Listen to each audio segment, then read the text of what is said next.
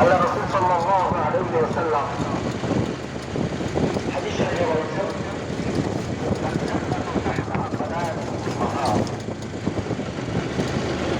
الجنة تحت أقدام الأمهات একজন সন্তানের জন্য তার জান্নাত হচ্ছে মায়ের পায়ের নিচে تحت أقدام الأمهات একজন সন্তান তার জান্নাত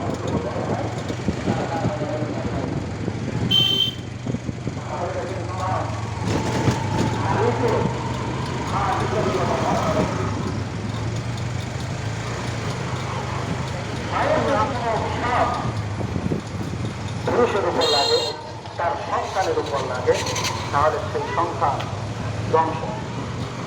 সেই সন্তানের জন্য দুনিয়া এবং আখেরাত উভয় ধ্বংস। তাহলে এই মাকে সর্বোচ্চ সম্মান দিতে হবে। আল্লাহ রাসূল সাল্লাল্লাহু আলাইহি ওয়াসাল্লাম সন্তান সন্তানের জন্য ইসলাম নিয়েছেন। ইসলাম